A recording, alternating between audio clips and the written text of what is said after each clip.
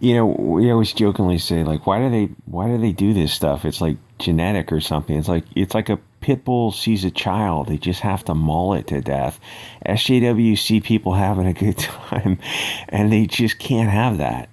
There's something about happy people just involved in something they enjoy. It might be, you could be playing board games or retro video games, singing groups. It can be whatever, and it's just a group of people, just a bunch of nice normal people just doing. So there, look, probably not a chess club. A chess club is probably a bridge too far for them. That's a bit too complicated, but something less than a chess club, like a board game club or a video game club, something, anything, a cosplay thing, anything where they see people, just a bunch of normal people just having a good old time. Maybe they'll do a barbecue afterwards, or I don't know. They'll have cocoa at the church, and they'll play these Dungeons and Dragons games, whatever. It's like they're having a good time. How do we, and the thing is, I know the thought is going, what do you call it when all the birds are flying in formation, they all turn at the same time? It's like this electromagnetic wavelength. They're all resonating at the same thing. It's like they see people having a good time, and this thought bubble goes over all their heads simultaneously. It's like, how do we screw this up for them? Maybe they couch it in some other language, but it's how do we make this more diverse translation? How do we screw this up for them? We see people having a good time. We don't like that. Why don't you guys just join in and just do? Because we don't really like board games, or we don't really like this kind of thing, but we don't think you should be having this much fun, and we think other people should be involved. It's like, okay, wait, this is like a beginning musicians club for people who are learning how to play guitar, stringed instruments or something, whatever that can be tuned to the same thing. And we all learn to play basic songs together on, you can be ukulele, guitar, or ukuleles. I don't think ukuleles are tuned to guitars, but you know what I'm saying? They can all play together. It's like, oh, okay, you don't want to play bass or rhythm or lead. You just want to screw it up. Yeah, that's right. Why are you people like this? Are you just deeply miserable, unhappy, bitter people? Yeah, basically. I mean, you could just go get therapy and just like leave us alone. No, because then they would stop doing what they're doing. Okay, so anyway, Frodosexuals and afrohobbits. If there's a less than 1% of a group that wants something, you must immediately acquiesce and capitulate. Why? Because stay woke, my ninjas. What does that mean? It means a few Twitter weirdos are going to ruin everything. And to save ourselves, we'll need to trebuchet them to the moon. They can figure out the landing when they get there. They can identify as having oxygen. Of course, I speak hyperbolically. A trebuchet would never achieve escape velocity, but a railgun train would. It's just something to keep in mind. So the Lord of the Rings universe, get in focus, with which no doubt you're all familiar. Greatest fantasy story ever told. That's up to you, but it is very popular. It's a simple, classic story told well. It's sort of simple, but at first glance, it's simple at first glance, but obviously there's a lot of world building that goes into it with the linealogy and the names and the songs, and like a lot of effort went into to building something. It's like, yeah, it looks easy. It looks so easy. It's like, yeah, think of all the crap that went into building the Lord of the Rings, all the backstories on all these different characters. I probably could have done without some of the singing, but he really put a lot into those 6 books. If you're really a hardcore fan, I don't know why he wanted them to. I don't know if he meant he wanted them printed in 6 books. I mean, because really, I had one that was printed in 1 book. It was like one big monster book, and I gave it away. I have enough copies of Lord of the Rings.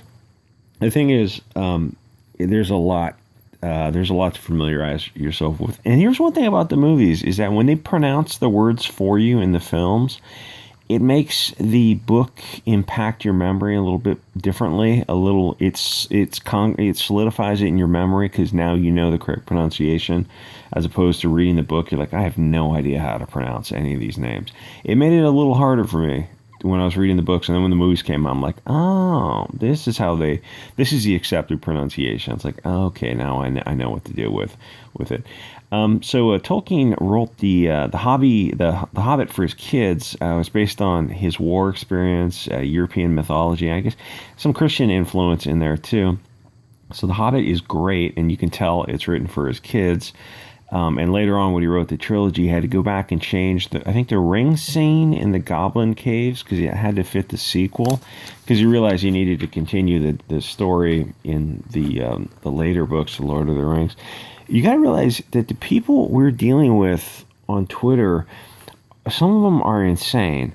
It's a collection of participation prize kids who never left the mindset of thinking that their feelings outweigh logic, which is why you need to gatekeep soy boy, SJW, cat ladies out of everything that you're doing.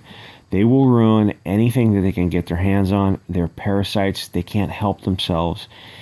It's just, I really think there might be a genetic component, or I don't know if it's nature versus nurture. If you take these kids and just raise them weird enough where they think, like, if you raise them to be busybodies, to just get involved, stick their big nose into everything that doesn't concern them and just screw it up. It's not like, it would be one thing if they were sticking their nose into something and making it better, which it rarely happens, but it doesn't happen with SJWs. They just stick it, they're just, throwing sandals in the gears. It's like, so you came along, you interacted with this thing, the Heisenberg principle of SJWism. Is that a good title? Maybe. But they screw it up. And then you walk away and like you break your arm clapping yourself on the back, like, oh, what a good job we did. Yeah, we're some do-gooders. But it's worse than if you didn't touch it. Oh, yeah, but we had the right intentions. And those guys were Chads anyway, and they were probably Hugo Boss wearing Nazis. So we had to, destroy it. Why do people, how do they live themselves? I don't know. I think they smoke a lot of weed and probably have cats. It's a mindset of nationalism versus the parasitical globalism. You need to set borders and limits. This is for us and not for you, because you guys are not us. That's a concept that terrifies them, that you will dare, how dare you exclude us? That they don't understand that it works both ways, which is why they're quick to redefine words. But keep in mind, once they do that, the rules are off the table, because we can also redefine words, which leads to, admittedly, a Tower of Babel situation, sort of a Marxist regression to age 5, little kids just playing with blocks and like, these are my toys, and no, this is also my toy. It's like, okay, we're going to go over here and play with something else. And the little kid comes along, no, these are my toys too. I touched it. It's mine. And the kid just freaks out because he wants everything. He doesn't want you to play with anything, which is, that's age 5, which doesn't bode well for civilization, but so be it. It's like the adults have left America a few years ago, and nobody wants to step up and be an adult. And if you're looking for your government to do that, oh my God, keep looking, because it's not going to happen at the federal level, and it's not happening at the state level. And so far, there's nobody on the horizon who is going to save us except us. So the thing is, you can't be all things to all people. If you try, then the group that has the most in-group preference will simply seize power and seize your toys, and you're going to end up getting kicked out of the group that you started. It's the cycle of SJW victimhood. They see some group of people having fun, and they just start writing articles about how your group needs more diversity and inclusion. You can explain to them, like, you just have to look in the eye and go, it is diverse. We're all diverse from each other. This guy's, if you're talking ethnically, this guy's Irish and I'm German and he's Russian, and we're all diverse. Human beings aren't clones of each other, but they don't actually mean true diversity or diversity of thought, or literally 2 Irishmen raised in different towns are diverse from each other. It's like, these are the dumbest motherfuckers on earth, and talking to them is just an exercise in frustration.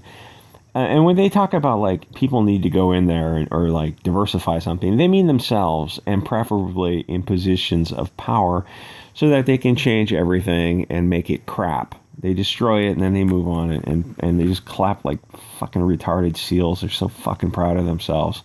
It's, Metallica did a song about that a long time ago. The empty can rattles the most. I forget the name of the song. It was a Metallica song. It was like 20 years ago. The empty can rattles the most. So nobody but me ever asks, why do they want more diversity? Why would you want to have something else for people to argue over? Diversity seems really gay to me unless it's organic, which makes it slightly less gay.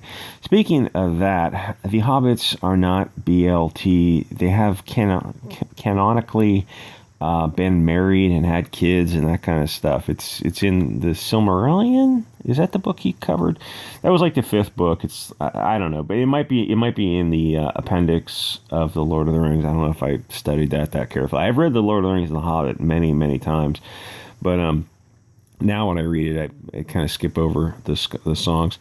So the real question is, why would you want the hobbits to be gay? It doesn't feel like that's what people expect out of the Lord of the Rings story. It's kind of a classic tale. Most people want the boy and girl to get married and have their kids. And admittedly, the Hobbit, the Lord of the Rings was a little bit of a story because there was no romance in it. It was a pure adventure. It was loosely based on World War I. It's like there's not going to be very little female influence in it. There was the elf queen, but that was it, if I remember right. And it's okay. It's like you don't have to like. I like romance in stories, but it's like it doesn't. That's not what the story was about. And it worked. It was fine. But most people do, like, if there's going to be romance in a story, you want to see boy meets girl. They fight the dragon together, and then they go off and have kids. And the thing is, that works for storytelling because the kids can later on, like, who's this guy? The guy who wrote the books, Xanth, the books in Florida. Like Xanth was kind of overlaid on Florida. Piers Anthony. He wrote these books. Some of them were good, some of them were just, to get something out there. But he was kind of the master at telling these simple stories of boy and girl team up to fight the dragon, go off, have kids, and then their kids go off and fight the next threat to the kingdom, and then their kids go off and fight the next threat to the kingdom. It works out really well. The guy was like putting out these books once a year. Certain percentage of them were excellent, and some were just time fillers to get you through to put something on the shelf. The guy was probably making just tons of money off those things. But that's what people were kind of expecting. With LGBT characters, how do you have that? They're not going to get married, or I guess maybe nowadays they can get married, but they're not going to have kids to continue the adventures. But babies can't continue the adventures. That doesn't even make sense. It doesn't have to make sense. They just want to figuratively F you in the A. I imagine them petting their cat with the Dr. Evil black glove. Like the guy, does he have a glove, or does he have like a robot hand?